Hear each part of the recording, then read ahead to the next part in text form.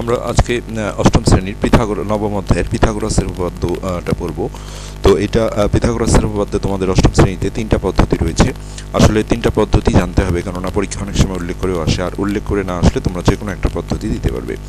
তো আমরা আজকে প্রথম পদ্ধতিটা করব, অর্থাৎ একটা পিথাগোরাসের উপপাদ্য তার দুটো সমকোণী ত্রিভুজের সাহায্যে কিভাবে প্রমাণ করা যায় সেটা করব। তো সবার আগে যেটা কথা সেটা হলো যে আসলে ক নম্বর প্রশ্নটায় অনেক সময় পিথাগোরাসের উপপাদ্যটি লিখো, এই প্রশ্নটা কিন্তু আসে। সেক্ষেত্রে এই পিথাগোরাসের উপপাদ্যর এই প্রশ্নটা অবশ্যই তোমাদের মুখস্থ রাখতে হবে, আর এটা মুখস্থর এমন কিছুই নেই। এটা ছিল একটা সমকোণী ত্রিভুজের অতিভুজের উপর অঙ্কিত বর্গক্ষেত্র, আসলে আমরা যেটা ইংলিশে স্কয়ার বলি সেটাকে বাংলাতে বলা হচ্ছে অঙ্কিত বর্গক্ষেত্র, যেটা এটা কি হবে, অপর দুই বাহুর উপর অঙ্কিত বর্গক্ষেত্র দ্বয়ের সমষ্টির সমান। যেমন ধরো এইটা একটা সমকোণী ত্রিভুজ ছিল, তাহলে সমকোণ যেটা থাকে 90 ডিগ্রি কোণটা, যেটা এখানে বি কোণটা, এর বিপরীত বাহুটাকে বলা হয় অতিভুজ অর্থাৎ এসি। তাহলে পিথাগোরাসের উপপাদ্যে যেটা বলা হচ্ছে যে একটা সমকোণী ত্রিভুজের অতিভুজের উপর অঙ্কিত বর্গক্ষেত্র, অর্থাৎ অতিভুজের উপর যদি আমরা স্কয়ার দিই অর্থাৎ তাহলে এসি স্কয়ার, এটা কি হবে, অপর যে দুই বাহু থাকলো অর্থাৎ এ বি আর এদিকে থাকলো বিসি, তাদের উপর অঙ্কিত বর্গক্ষেত্র দ্বয়ের সমষ্টির সমান, অর্থাৎ তাহলে এসি স্কয়ার সমান যেটা দাঁড়াবে এবি স্কয়ার যোগ বিসি স্কয়ার। এটাই হলো এনার প্রশ্নটা ছিল। তো এটা প্রথম পদ্ধতিটা প্রমাণ করতে গেলে আমরা এখানে অঙ্কনের ইয়েটা একটু বাকি রাখছি, এটা ডাইরেক্ট এখানে করানোর জন্যই। বিশেষ নির্বাচনটা এরকম যে মনে করি এবিসি একটা সমকোণী ত্রিভুজ যার বিকোণটা সমান হলো এক সমকোণ, আর বিকোণ যখনই এক সমকোণ হয়ে গেল তার বিপরীত বাহুটা যেহেতু অতিভুজ হয় তাহলে এসি, তাহলে অতিভুজ এসিকে এগুলো আমরা আবার ছোট হাতের অক্ষর দিয়ে একটু ধরে নেব, এটা আসলে লাস্টে গিয়ে অনেক বড় ক্যালকুলেশন আছে তখন এটা খুব সুবিধা হয়। তো এসিটাকে আমরা বি হিসেবে ধরলাম ছোট হাতের, আবার এবি এটা তোমার খুশি মতো ধরতে পারবা, এবিটাকে ধরলাম হলো ছোট হাতের সি, আর বিসিটাকে ধরলাম ছোট হাতের এ। তাহলে প্রমাণ করতে হবে যে সেটা হলো ওই পিথাগোরাসের উপপাদ্যের প্রশ্ন অনুযায়ী যেটা ছিল যে অতিভুজের উপর অঙ্কিত বর্গক্ষেত্র, অর্থাৎ তাহলে এসি স্কয়ার সমান সমান অপর দুই বাহুর উপর অঙ্কিত বর্গক্ষেত্র দ্বয়ের সমষ্টির সমান, তার মানে এবি স্কয়ার যোগ সমষ্টি মানে মাঝখানে যোগ, আর এদিকে হলো বিসি স্কয়ার।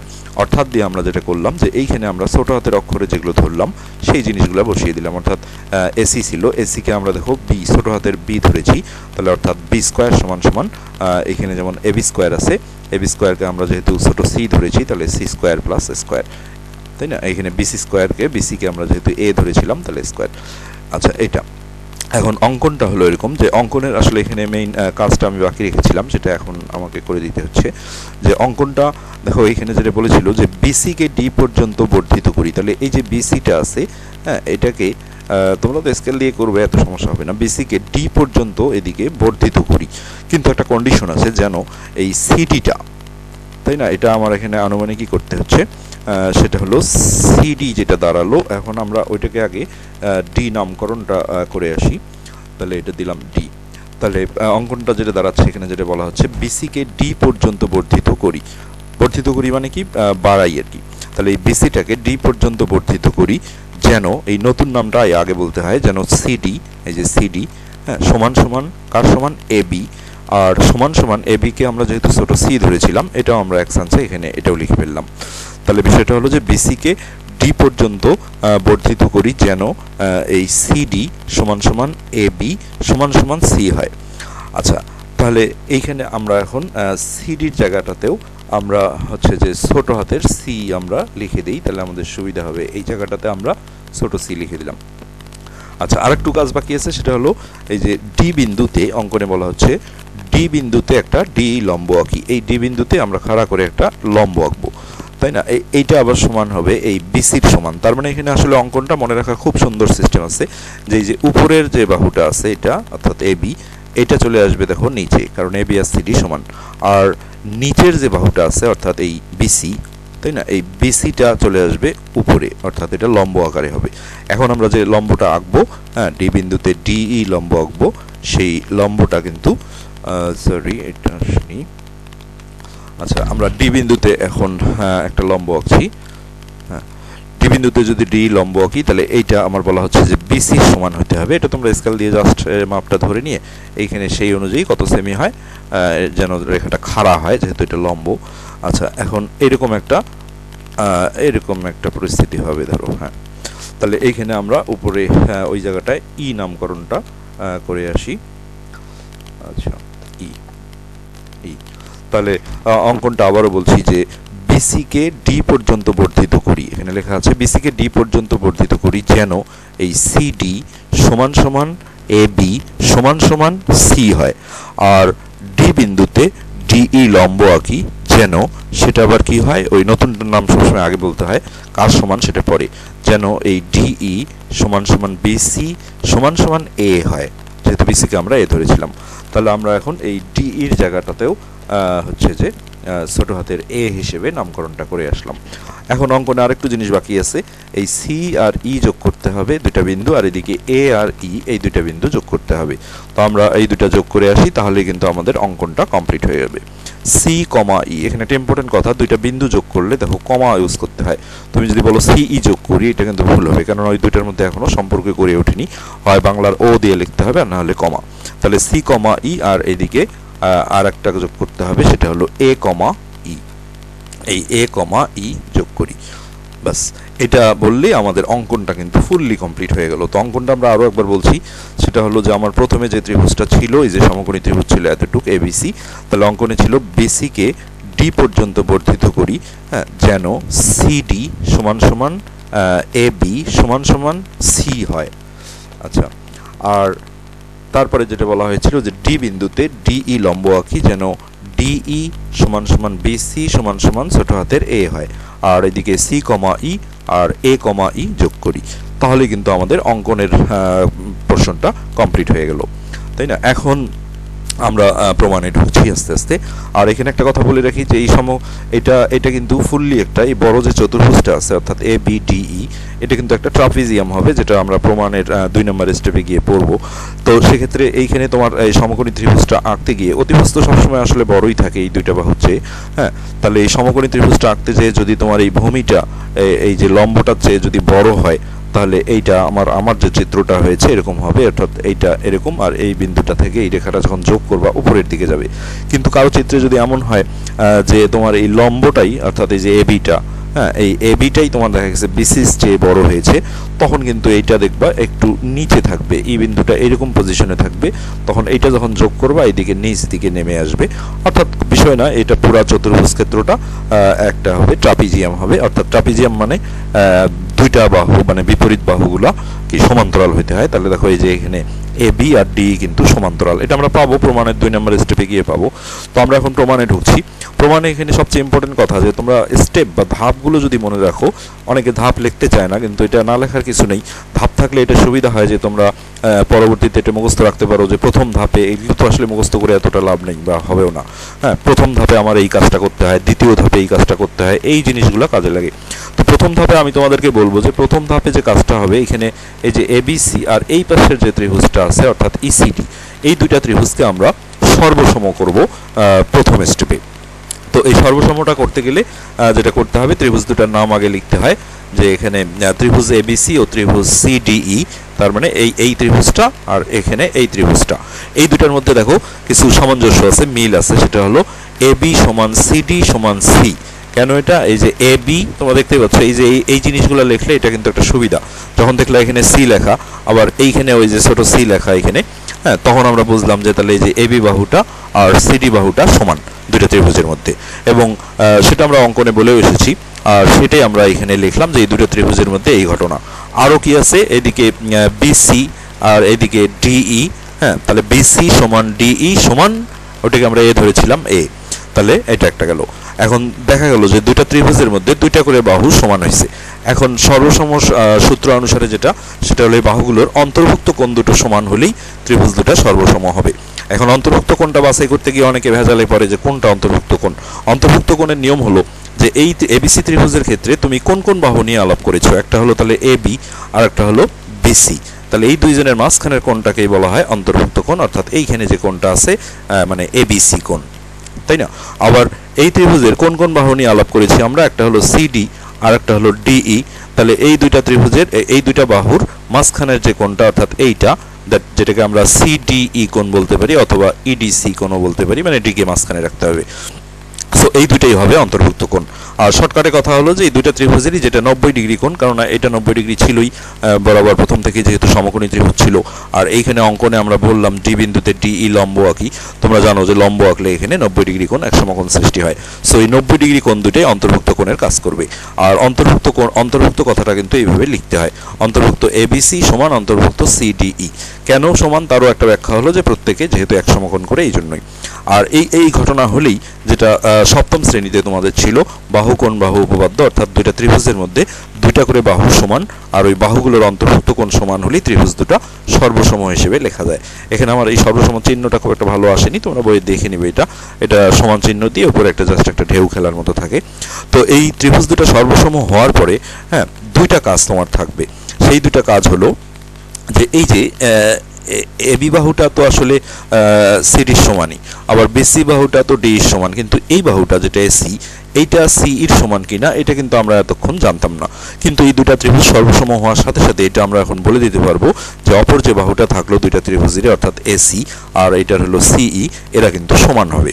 এটা সর্বসম হলে এটা হয়ে যায়, অর্থাৎ এসি সমান সিই সমান ওইটা এসিকে যেহেতু আমরা ছোট হাতের বি ধরেছিলাম ওটাও লিখে ফেললাম।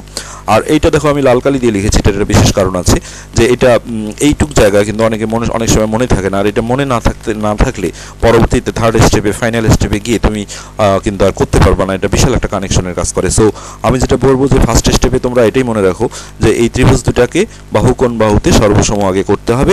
এই সর্বসম করার পরে তোমার দুইটা কাজ থাকবে। এই যে এখানে সর্বসম হয়ে গেল এই লাইনটাতেই, এরপরে দুইটা কাজ থাকবে। একটা হলো বাহুর কাজ, যে বাহুটা আমরা সমান হিসেবে বলতে পারতেছিলাম না, অর্থাৎ এসি সমান সিই, এই একটা কাজ থাকবে। আর কোণের একটা কাজ থাকবে।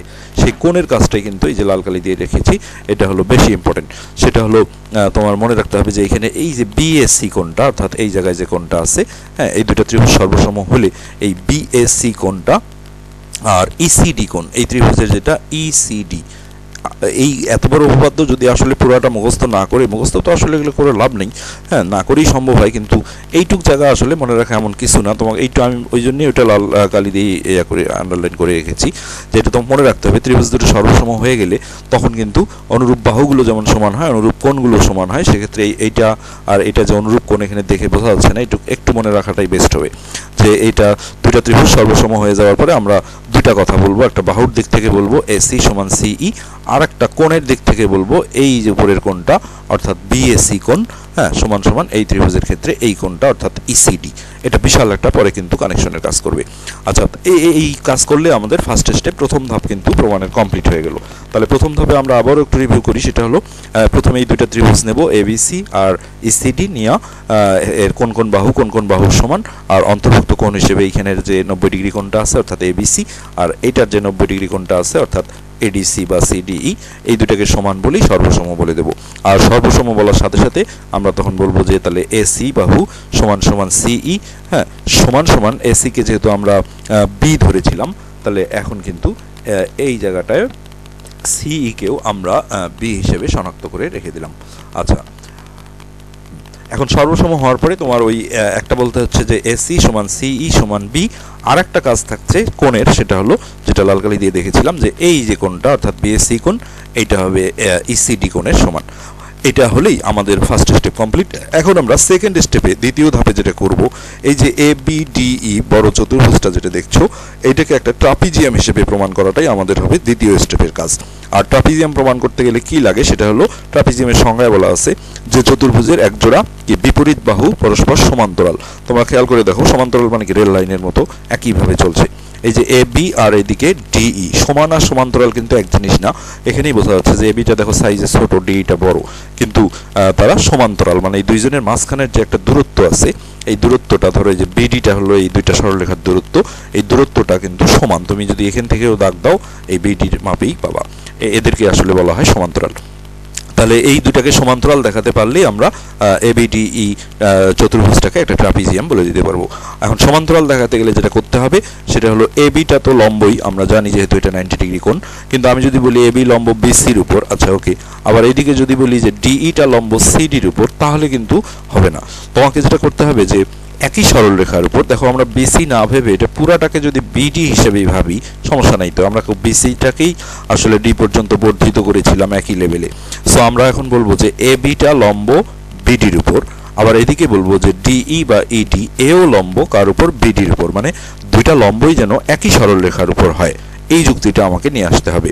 সো আমরা এখন সেই জায়গায় চলে যাচ্ছি। এখানে একটা ছবিও দেখিয়েছি, পরে দেখাচ্ছি এটা, যে এ বি লম্ব বিডি, মানে পুরা নিচের পুরা সরলরেখাটাই আমরা কিন্তু ধরতেছি এই যে বিডি, এই বিসি পর্যন্ত না। যে এখানে একটা কথা আছে, চিহ্ন দিয়ে লিখলে যে লম্ব তার নামটা আগে আসে, যেমন লম্ব দেখো এ বি, তাহলে এ বি তারপরে লম্ব চিহ্ন বিডি, আর এদিকে ডিই আবার লম্ব চিহ্ন, এটাও পুরাটা আমরা নিলাম বিডি, এটা আমরা এইখানে লিখলাম এই যে ইডি লম্ব বিডি। আচ্ছা, এ থেকে আমরা যেটা পাবো যে এই এ বি আবার এইদিকে দেখো ইডি, এরা দুইজনই একই সরলরেখার উপর লম্ব, অর্থাৎ বিডির উপর ও লম্ব এও লম্ব। আমি এখানে পাশে একটা চিত্র দেখিয়েছি, যে এইটা যদি তোমরা মনে মনে ভাবো যে বিডি, এখানে হয়তো একটু বাঁকা হয়েছে, ধরে নাও সোজা এই নিচের রেখাটা বিডি, এর উপর যদি তুমি কোটিটা লম্ব আঁকো, অবশ্যই লম্ব হতে হবে, মানে খাড়া হতে হবে একদম, তাহলে কিন্তু সেই লম্বগুলো পরস্পর কি সমান্তরাল হবে। দেখো এই দুইজনের মাঝখানের যে দূরত্বটা, গ্যাপটা, এটা সমান রেল লাইনের মতো। কিন্তু আমি যে একটা দেখিয়েছি একটু বাঁকা করে, তাহলে এই কোণটা কিন্তু লম্ব না, 90 ডিগ্রি না, সেক্ষেত্রে এটা লম্ব না হলে কিন্তু দেখো সমান্তরাল হচ্ছে না, আঁকা বাঁকা আছে। এই জন্যই এটা একটা বিষয় যে একই সরলরেখার উপর, যেমন আমাদের এখানে বিডি, একই সরলরেখার উপর আমরা যখন দুইটা লম্ব এঁকেছি, অর্থাৎ একটা এবিও লম্ব ছিল আর একটা ইডিও লম্ব ছিল, তখন ওই লম্বগুলো পরস্পর কি হয়, সমান্তরাল হয়, আর এটা হলো সমান্তরালের চিহ্ন, দুটো খাড়া দাগ দিতে হয়। সো যখনই আমরা একটা চতুর্ভুজের একজোড়া বিপরীত বাহুকে সমান্তরাল প্রমাণ করতে পারবো, তখন ওই চতুর্ভুজটাকে আমরা ট্রাপিজিয়াম বলে দিতে পারবো। তারপরে আমরা লিখে দেবো সুতরাং এবিডিই একটি ট্রাপিজিয়াম, মানে এই বড় যে চতুর্ভুজ ক্ষেত্রটা হলো এবিডিই। এইটা করলে আমার দ্বিতীয় ধাপ কিন্তু শেষ। সো মনে রাখার সিস্টেম এটাই যে ফার্স্ট ধাপে আমরা ত্রিভুজ দুটো সর্বসম করলাম, করার পরে এই বাহু আর এই বাহু সমান বললাম, আর কোণের একটা লাল কালি দিয়ে যেটা দেওয়া ছিল যে এই কোণটা আর এই কোণটা সমান বলি ফার্স্ট স্টেপ শেষ। সেকেন্ড স্টেপে আমরা এই বড় চতুর্ভুজটাকে একটা ট্রাপিজিয়াম হিসেবে প্রমাণ করলাম। সেইটা প্রমাণের জন্য আমার যেটা দরকার হয়েছিল যে এ বিটাও লম্ব বিটির উপর, এদিকে ডিও লম্ব বিটির উপর, তখনই আমরা বলে দিতে পারছি যে হ্যাঁ এই লম্ব দুটো পরস্পর সমান্তরাল, নট সমান, তাই না? তাহলে সমান্তরাল হলেই তাহলে সেই চতুর্ভুজটা একটা ট্রাপিজিয়াম হবে, যেহেতু এরা একজোড়া বিপরীত বাহু। এখন থার্ড স্টেপে ইনশাল্লাহ এটা পুরোটাই কমপ্লিট হয়ে যায়। থার্ড স্টেপে এসে অনেকে এই স্টার্টিংটা মনে রাখতে পারে না, যে কী জানি হবে এরকমভাবে, ফার্স্ট আর সেকেন্ড স্টেপ হয়তো মনে কমপ্লিট করে ফেলেছে। তো আমি বলবো থার্ড স্টেপটা এইভাবে মনে রাখো যে থার্ড স্টেপের শুরুটা যখনই সেকেন্ড স্টেপ কমপ্লিট করলাম, অর্থাৎ এটাকে আমরা ট্রাপিজিয়াম প্রমাণ করে ফেললাম, তখন আমরা চট করে আবার এবিসি ত্রিভুজে ঘুরে আসবো। এইভাবে মনে রাখলেই মনে থাকবে। সেই এবিসি ত্রিভুজে ঘুরে এসে যেটা করব, যে একটা ত্রিভুজের তোমরা জানো তিন কোণের সমষ্টি দুই সমকোণ বা 180 ডিগ্রি হয়।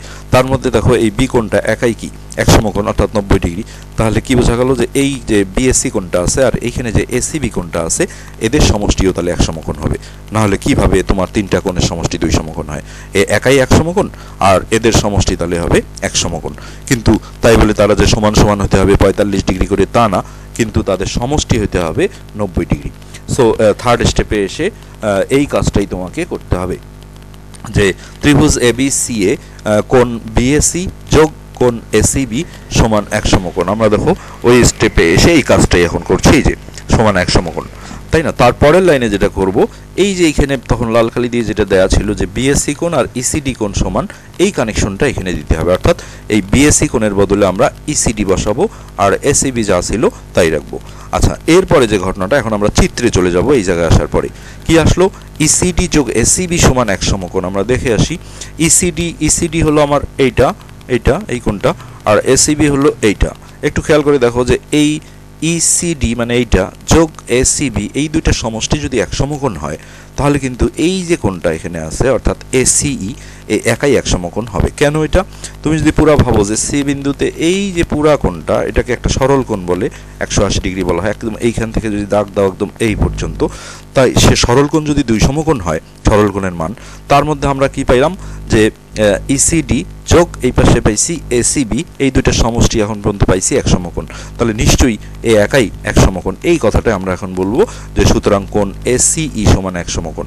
আর একটা ত্রিভুজের একটা কোণ এক সমকোণ হয়ে গেলে সেই ত্রিভুজটাকে কি সমকোণী ত্রিভুজ বলা যায়। সো আমাদের উদ্দেশ্য এতক্ষণ ছিল এইটাকে এসিই ত্রিভুজটাকে একটা সমকোণী ত্রিভুজ বলা।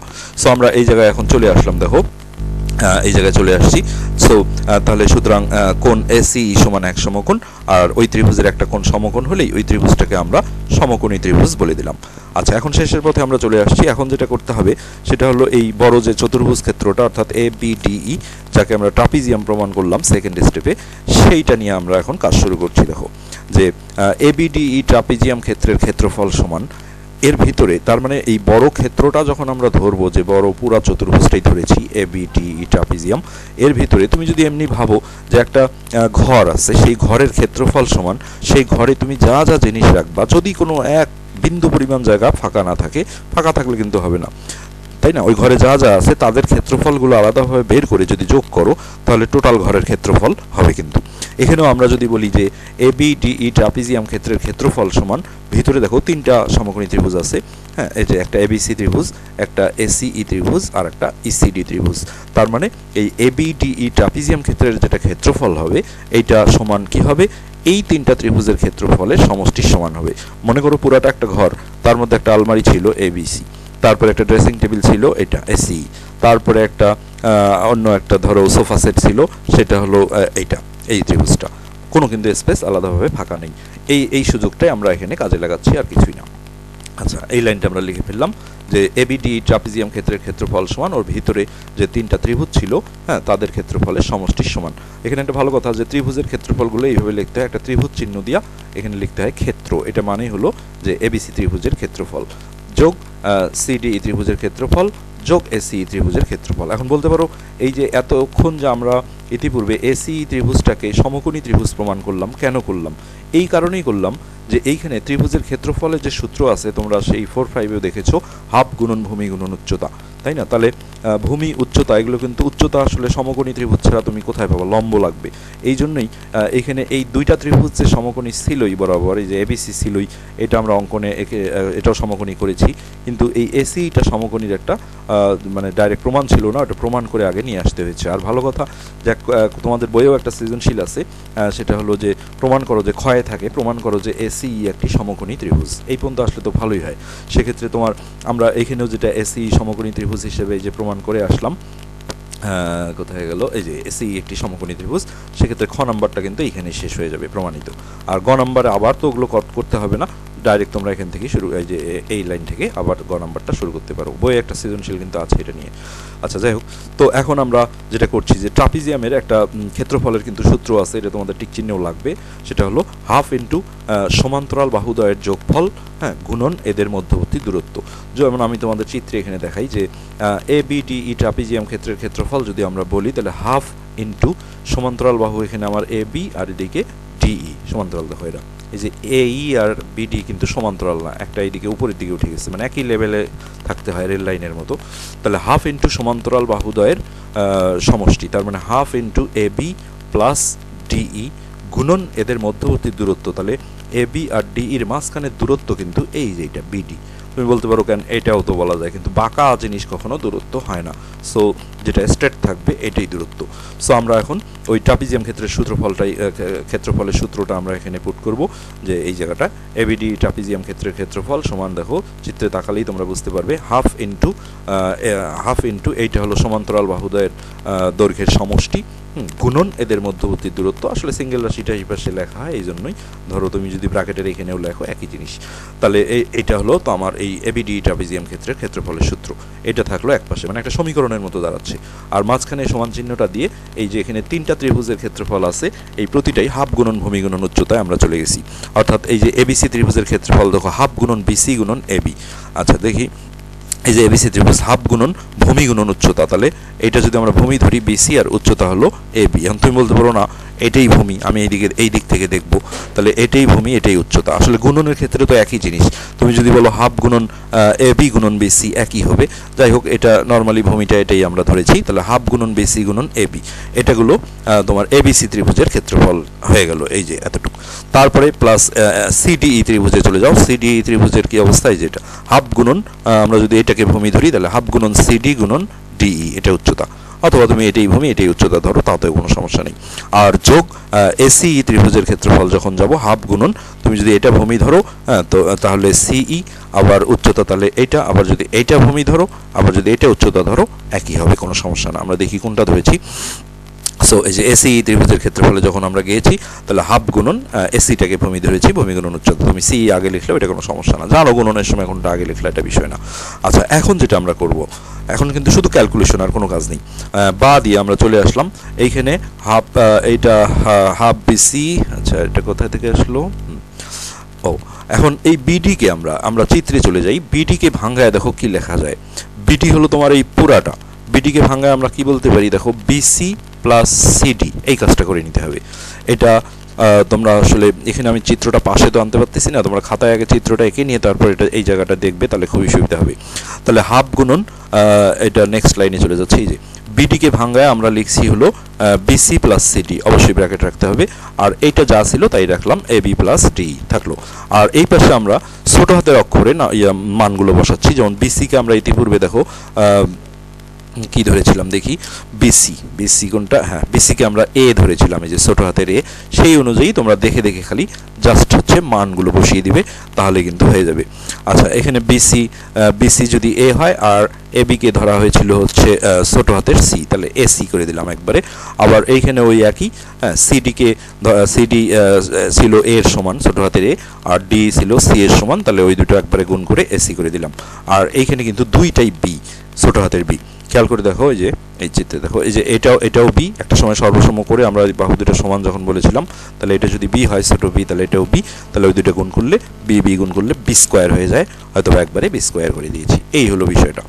আচ্ছা, এখন নেক্সট লাইনে এই ডান পাশে আমরা একটা হাফ কমন নেব। হাফটা কমন নিলে দুই পাশের হাফটা ক্যান্সেল করা যায় দ্রুত। সো হাফটা কমন নিয়ে এটা ব্র্যাকেটে রেখে দিলাম। আর এখানে উভয় পাশে থেকে হাফ আমরা বাদ দিয়ে দিলাম।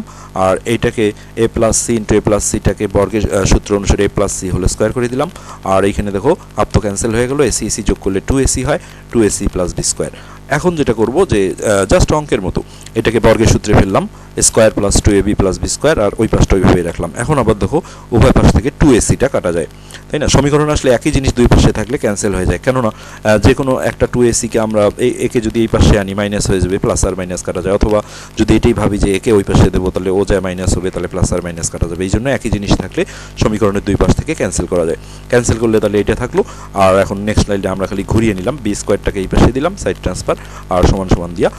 এটা যোগ আছে, কোনটা আগে লিখলা পরে লিখলে এটা বিষয় না, আসলে প্রমাণের মধ্যে হয়তো এটা আগে ছিল, এই জন্যই দেওয়া। সি স্কোয়ার প্লাস এ স্কোয়ার। তারপরে আমরা এখন যেটা বড় হাতের অক্ষরে নামগুলো বসাবো।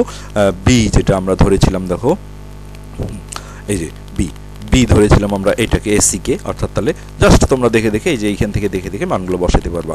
হ্যাঁ, তাহলে সেক্ষেত্রে তাহলেই কিন্তু বিষয়টা প্রমাণ হয়ে যাবে। এই যে বি এর বদলে আমরা এসি লিখেছি, তাহলে এটা এসি স্কোয়ার। সি এর বদলে এবি লিখেছি, তাহলে এটা এবি স্কোয়ার। আর এর বদলে আমরা বিসি লিখেছি, এই বিসি স্কোয়ার হয়ে গেল। এতেই কিন্তু প্রমাণ হয়ে গেল। তো এটা খুব অনেকেই দেখে এটা খুব ভয় করে। আসলে এই পদ্ধতিটা বেশি ইম্পর্টেন্ট এই কারণে যে অনেক সময় সৃজনশীলে এটা আলাদাভাবেই চলে আসে। যেমন খ নাম্বারে যে এই পর্যন্ত আসে, একটু আগে যেটা বললাম, তোমাদের বইয়ের একটা সৃজনশীলেও তাই আছে যে এই পর্যন্ত প্রমাণ করো যে ত্রিভুজ এসি একটি সমকোণী ত্রিভুজ। সো আমি মনে করি না যে খুব একটা এটা কিন্তু কঠিন। আসলে ধাপগুলো মনে রাখলে হয় যে ফার্স্ট স্টেপে কী করতে হয়, সেকেন্ড স্টেপে কী করতে হয়, আর থার্ড স্টেপে তো একবারে ফুললি কমপ্লিট হয়। এই থার্ড স্টেপে যেয়ে কিন্তু অনেকে আটকে যায়। যে ফার্স্ট স্টেপ হলো এই দুইটা ত্রিভুজকে সর্বসম করা হয়।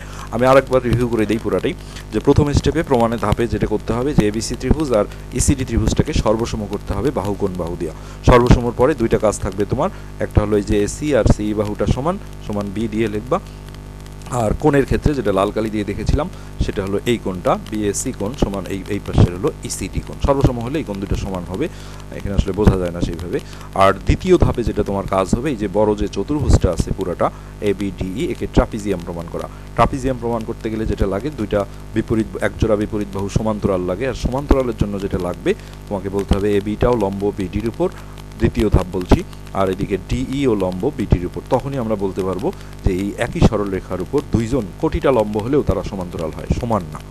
সমান হলে হতে পারে, কিন্তু আমাদের এখানে সমান্তরাল। তাহলে এই বিটির উপর যেহেতু এবিও লম্ব ডিও লম্ব, তাহলে এবি আর ডি সমান্তরাল। আর এবি আর ডি সমান্তরাল হলেই একজোড়া যেহেতু বিপরীত বাহু এরা, হ্যাঁ, তাহলে এবিডি একটা ট্রাপিজিয়াম। এই তো সেকেন্ড স্টেপ শেষ হয়ে গেল। আর ট্রাপিজিয়াম হওয়ার পরে থার্ড স্টেপে গিয়ে প্রথমেই তোমার মনে রাখতে হবে যে এবিসি ত্রিভুজে ঘুরে আসবো আমরা। এবিসি ত্রিভুজে ঘুরে এসে থার্ড স্টেপে যে বলবো যে এবিসি ত্রিভুজে বিএসসি কোণ যোগ এসিবি কোণ সমান 1 সমকোণ। কেন এটা? যেহেতু ত্রিভুজের তিন কোণের সমষ্টি হয় 2 সমকোণ, তার মধ্যে এ যেহেতু একাই 1 সমকোণ, তার মানে এই দুইজনের সমষ্টি হবে, দুইজন যে সমান হবে 45 করে তা না, দুইটার সমষ্টি হবে 1 সমকোণ। ওইটা দিয়েই আমরা কাজ থার্ড স্টেপে যে একটু দেখিয়ে নিয়ে আসি। হ্যাঁ, এই যে এই লাইনটা ছিল। হ্যাঁ, আর পরের ক্ষেত্রে এই যে বিএসসি কোণের জায়গায় এই যে লাল কালি দিয়ে যেটা ছিল ইসিডি কোণের সমান, এই বিএসসি কোণের মানটা আমরা ইসিডি বসিয়ে দিয়েছি। দিয়ে তারপরে আস্তে আস্তে ধাপে ধাপে যেটা তোমাদের আসলো সেটা হলো যে এই কোণটা যোগ এই কোণটা সমান কত? 1 সমকোণ। তাহলে এই পুরাটা যেহেতু একটা সরল কোণ মানে 2 সমকোণ, তার মধ্যে যদি এর আর এর সমষ্টি হয় 1 সমকোণ, তাহলে এ একাই 1 সমকোণ। আর তখনই আমরা বলে দিয়েছি সুতরাং এসিই সমান 1 সমকোণ, আর একটা ত্রিভুজের 1 সমকোণ একটা কোণ হলেই ওকে সমকোণী ত্রিভুজ বলা যায়। যাই হোক, এইভাবেই আমরা পুরোটাই শেষ করে ফেললাম। তোমাদের প্র্যাকটিস করতে হবে, এটা সবচেয়ে বড় কথা। এর পরের ভিডিওতে আমরা দ্বিতীয় পদ্ধতিটা অর্থাৎ সদৃশকোণী ত্রিভুজের সাহায্যে পিথাগোরাসের উপপাদ্যটা প্রমাণ করব।